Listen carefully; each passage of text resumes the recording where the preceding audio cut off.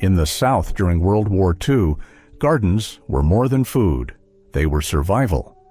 Families grew these staples to stretch rations, share with neighbors, and keep traditions alive.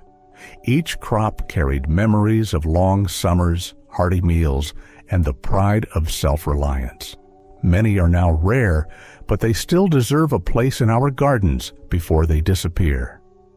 Here are 20 Southern garden staples that kept America strong during World War II. Clemson spineless okra. Bred in the 1930s, Clemson spineless okra quickly became the gold standard for Southern gardeners during World War II. Its tender, stringless pods made it a kitchen favorite, perfect for frying, pickling, or adding to gumbo. Rich in vitamin C, antioxidants, and fiber, it kept families nourished when other vegetables were scarce. The spineless stems meant easier picking, a blessing for children sent to gather the day's harvest before supper. Its high yield and adaptability made it a dependable crop through sweltering summers and unpredictable rains. For many, the smell of okra cooking on the stove recalls warm kitchens and long summer evenings. Planting it today is about more than taste. It is a way of preserving a variety that helped sustain American families in difficult times while keeping alive the connection to a food that shaped generations of Southern cooking. Florida pole bean. Florida pole beans were a wartime favorite for their productivity and ability to climb tall supports, saving precious garden space. Each vine produced a steady supply of crisp, tender beans that could be eaten fresh, canned, or pickled for later use. Packed with vitamin C, fiber, and antioxidants, they were a vital source of nutrients when grocery store options were scarce. In Victory Gardens, families often trained these beans up trellises, watching them grow higher each day. Children loved to pick them right off the vine for a fresh snack, and their reliable harvests meant there was always something green on the table. Growing Florida pole beans today keeps alive a variety that was both practical and delicious, just as it was when it fed families through the uncertainty of World War II. Louisiana green velvet okra. Louisiana green velvet okra was known for its deep green pods, velvety texture, and mild flavor that won over even reluctant okra eaters.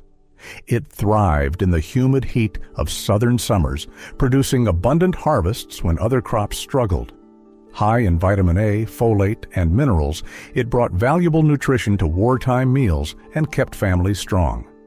In kitchens across the South, it was served in stews, fried golden, or stewed with tomatoes, stretching humble ingredients into hearty, satisfying dishes. For children, the sight of its lush plants towering in the garden signaled summer's bounty. For their parents, it was a dependable source of food security in uncertain times.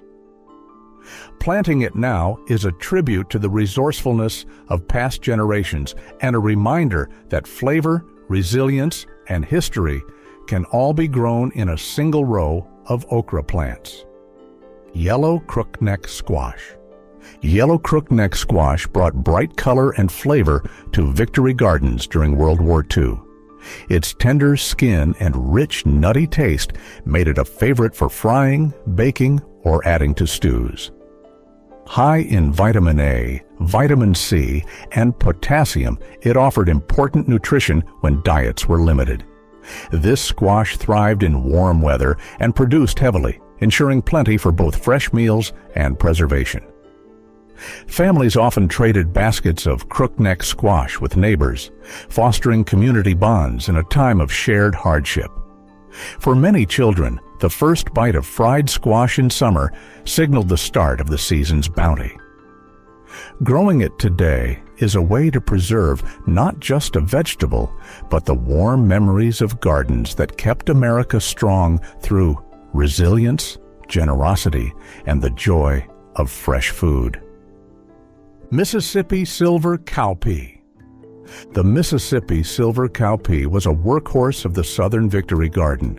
Its silver gray seeds and drought tolerance made it a reliable crop in both rich and poor soils. High in protein, fiber, and essential minerals, it often replaced meat during rationing, holding a vital place in wartime diets. Families enjoyed it simmered with onions, ham hocks, or simply seasoned and served alongside cornbread.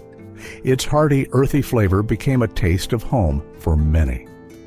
Children often helped shell the peas on porches in the late afternoon, turning food preparation into a family ritual. Even in the harshest summers, it kept producing, ensuring food through the hottest months and well into fall. Growing it today is an act of preserving more than a crop. It is saving a living link to a time when resilience and resourcefulness were the true measure of survival. Black Beauty Zucchini. Black Beauty Zucchini was a beloved staple in World War II victory gardens because it was reliable, fast-growing, and incredibly versatile. Its glossy dark skin and tender flesh made it perfect for frying, baking, or adding to hearty soups and stews. Rich in vitamin C, potassium, and antioxidants, it gave families a steady source of nutrition when fresh produce was limited.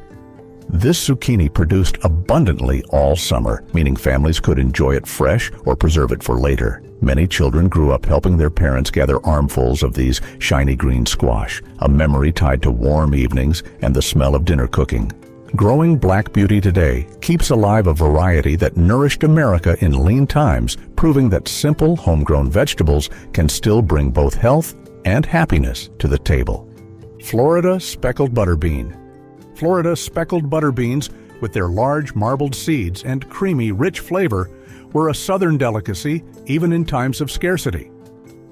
Packed with protein, potassium, and fiber, they were both filling and nourishing. Families often simmered them slowly with garden herbs or a bit of salt pork, turning simple ingredients into comforting, memorable meals. They stored beautifully when dried, giving households a reliable food source well into winter. In many communities, neighbors would trade or gift a pot of cooked butter beans, a gesture of generosity that built strong wartime bonds. Their speckled beauty and rich taste made them as much a joy to grow as to eat. Planting them now revives not only their flavor, but also the spirit of sharing and self-reliance that helped Southern families weather one of the most challenging periods in American history. Rattlesnake pole bean. The rattlesnake pole bean earned its place in Southern gardens during World War II for its adaptability and high yields. Its mottled purple and green pods were as beautiful as they were productive, climbing tall poles and producing for weeks on end. Packed with fiber, protein, and essential minerals, these beans fueled hard-working families through long summers. They thrived in hot, dry weather, making them a dependable choice when other crops struggled. Families often gathered together to snap and string these beans for cooking or canning, turning harvest time into a social ritual. Children marveled at the snake-like patterns, making them a favorite to pick. By growing rattlesnake pole beans today, we keep alive a variety that was as dependable as it was delicious, ensuring future generations know the flavors that carried us through challenging times. Charleston Gray Watermelon. The Charleston Gray Watermelon became a wartime garden favorite for its toughness and sweet reward. Its long, oblong fruits had thick rinds that resisted bruising, making them ideal for transport and storage. Inside, the bright red flesh was bursting with natural sugars, vitamin C, and hydration for hot summer days. During World War II, it was a treat that could feed a crowd, often sliced and shared at church picnics or after long days in the fields. Children would race to spit seeds the farthest, while parents prized its reliability in sandy or clay-rich soils. Its large yields meant plenty for fresh eating and preserving as watermelon rind pickles. Growing it today brings back the taste of true summer sweetness and revives a variety that once brought comfort and joy to families, even when the world outside was uncertain. Jubilee Watermelon. Jubilee Watermelon was the taste of summer in many WWII victory gardens. With its sweet, juicy flesh and striped green rind, it offered both refreshment and joy on hot days. Rich in vitamins A and C, along with hydrating electrolytes, it was more than just a treat. It was a valuable source of nourishment when resources were tight. This variety produced large, heavy melons that could feed a whole family, often sliced up for picnics or shared with neighbors. For many children, biting into a cold slice of Jubilee watermelon, juice running down their chins, was a cherished summertime memory. Planting it today revives a tradition of sweetness, community, and simple pleasures, reminding us that the best flavors often come from seeds passed down through generations. Texas Early Grano Onion. Texas Early Grano Onion was more than just a vegetable. It was a lifeline in victory gardens across the South. Its mild, sweet flavor made it perfect for both raw salads and long-simmered stews, giving depth to humble wartime meals. Packed with vitamin C, antioxidants, and minerals, it kept families healthy when fresh produce was scarce. Its early maturity meant a quicker harvest, an important advantage during wartime shortages. In kitchens, the aroma of these onions frying in a cast-iron skillet was the scent of home. Farmers appreciated their dependable yields and resistance to bolting in warm climates. For many, they were the backbone of seasonings and sauces, turning simple ingredients into feasts. Growing them today not only keeps a heritage variety alive, but also preserves the comforting flavors that fed families through one of America's most challenging eras. Texas Early White Corn. Texas Early White Corn was a dependable staple in Southern World War II gardens, valued for its early maturity and sweet, creamy kernels. Families grew it to ensure a steady supply of fresh corn before the peak summer harvest, making it a crucial crop for mealtime variety. High in carbohydrates, fiber, and B vitamins, it fueled both adults and children during demanding workdays. Often boiled, roasted, or ground into cornmeal, it formed the base of countless Southern dishes. The aroma of fresh corn cooking often drifted through neighborhoods, marking the height of summer. Neighbors shared ears fresh from the stalk, building bonds in times of rationing. Planting Texas Early White Corn today keeps alive the flavors and traditions that brought comfort and sustenance to a nation pulling together during one of its most challenging eras. Georgia Collard Greens. Georgia collard greens were a nutritional powerhouse in Southern gardens during World War II. Rich in vitamins A, C, and K, calcium, and iron, they brought strength and nourishment to families when rationing limited other foods. Their hardy leaves stood strong in the face of frost, ensuring fresh greens well into the cooler months. Simmered slowly with a bit of pork or simply seasoned, collards made even the most modest meals feel complete. Families often gathered to pick leaves in the morning, knowing they would be on the table by dinner. Their deep green color and rich, earthy taste became symbols of home cooking. In many rural areas, collards were the first vegetables children learned to eat. Growing them today means continuing a tradition of resilience and flavor, honoring a vegetable that carried communities through seasons of hardship and hope. Alabama Blue Collard. Alabama Blue Collard, with its striking blue-green leaves, was a prized leafy green in Southern World War II gardens. Packed with calcium, vitamin K, and antioxidants, it offered vital nutrients when diets were limited. Its tender leaves held a mild, sweet flavor, making it a favorite for boiling, sautéing, or adding to soups. Collards were often simmered slowly with a bit of salt pork, filling kitchens with an aroma that meant dinner was close. Families passed down seeds through generations, seeing these collards as part of their heritage. Children would run in from play to find steaming bowls waiting on the table, a symbol of care and nourishment. Planting Alabama Blue Collard today continues a legacy of health, flavor, and Southern tradition, keeping alive the plant that helped sustain communities in both body and spirit during wartime. Southern Giant Curled Mustard Greens. Southern Giant Curled Mustard Greens were as bold in flavor as they were in appearance. With large, frilled leaves and a peppery bite, they stood out in victory gardens across the South. High in vitamins A, C, and K, plus antioxidants, they brought both taste and health to wartime diets. These greens thrived in early spring and fall, providing fresh produce when other crops had faded. Their flavor mellowed with cooking, making them perfect for slow-simmered pots that filled kitchens with an inviting aroma. For many, mustard greens were a Sunday dinner staple, often served with cornbread and beans. They were a reminder that even in lean times, food could be vibrant and full of life. Planting them now preserves a variety that nourished both body and spirit, keeping alive the flavors that shaped Southern cooking traditions. Seminole Pumpkin. The Seminole Pumpkin, with its sweet, nutty flavor, was treasured during World War II for its ability to thrive in hot, humid Southern climates. Its dense orange flesh was packed with vitamins A and C, offering essential nutrients when other crops struggled.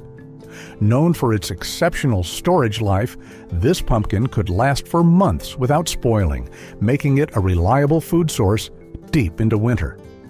Families roasted it, mashed it, or baked it into pies that brightened even the leanest days. Many children remembered playing in pumpkin patches, hiding among the sprawling vines, and watching their parents harvest these golden treasures. By growing Seminole pumpkin today, gardeners help preserve a variety that has deep roots in American history, ensuring future generations can enjoy its flavor, resilience, and the sense of security it brought to those who relied on it. Mississippi Purplehull Pea. Mississippi Purplehull peas were a Southern staple during World War II, valued for their rich protein, fiber, and folate. Their earthy flavor and creamy texture made them perfect for hearty meals that could feed large families on limited rations. These peas thrived in hot summers and poor soils, producing generous yields that could be eaten fresh or dried for storage. In many small towns, shelling peas on the porch was a communal activity, with children helping and neighbors sharing stories. Cooked with a bit of seasoning, they were both comforting and filling, a taste of home in difficult times. Growing them today honors a crop that brought people together and nourished communities when every harvest mattered. Red Ripper Cowpea. The red Ripper Cowpea was a dependable crop in Southern World War II gardens, valued for its drought tolerance and abundant yields. Its long, slender pods held rich, nutty flavored peas that were high in protein, fiber, and essential minerals. Families relied on cowpeas to fill plates when other crops failed, making them a symbol of resilience. These peas were often boiled with ham hocks or tossed into hearty stews, their earthy flavor bringing comfort to the dinner table. Children would sit on porches, shelling baskets of them with their grandparents, listening to stories while the summer breeze drifted by. Growing red Ripper cowpeas today preserves more than a food. It preserves a tradition of self-reliance and connection to the land, keeping alive the taste and heritage that sustained families during one of America's most challenging times. White Acre Pea.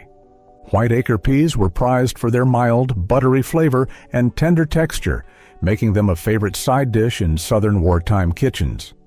Rich in plant-based protein, fiber, and B vitamins, they helped keep families strong during rationing.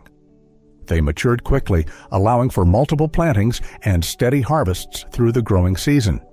In many homes, White Acre peas were simmered with onions and served alongside cornbread, becoming a symbol of Southern comfort food. Their pale color and delicate taste made them especially popular with children, ensuring nothing went to waste. Today, planting White Acre peas is a way to reconnect with a time when every meal was made with care and every bite carried the flavor of resilience. Cushaw Squash. Cushaw Squash was a beloved staple in wartime gardens for its size, sweetness, and long storage life. Its creamy flesh, rich in beta-carotene and fiber, made it perfect for pies, soups, and casseroles. Families often grew just a few plants and harvested enough to feed themselves well into winter. Its thick skin kept it fresh for months, making it a dependable resource when fresh produce was scarce. The sight of a bright green and white striped cushaw in the pantry was a promise of warm meals on cold nights. Children enjoyed helping to scoop out the seeds, and many remember the rich aroma of Cushaw pie cooling on the windowsill. Planting Cushaw squash today honors a crop that not only fed families, but brought comfort, warmth, and the simple joy of sharing food made from the garden. These southern garden staples fed more than just families during the war. They carried stories, traditions, and the taste of home through the toughest times. Which one of these would you plant to keep that legacy alive? Let me know in the comments. And if you've got a family recipe or memory tied to any of them, share it so we can keep the history growing together. See you on the next video.